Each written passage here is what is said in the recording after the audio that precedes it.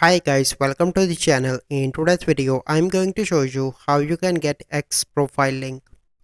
So first step, you need to search for the X, and here you need to click on your profile and click on profile picture, and here you can see all your tweets. So you simply need to click on three dots on any tweet. Here you can see different options, but we are going to use a shortcut method, that is share icon. So click on that, click on copy link. So now we have a link. We come here into the notepad, and here we need to paste it, and from here we need to remove this, the last part, from here to here. So let me remove,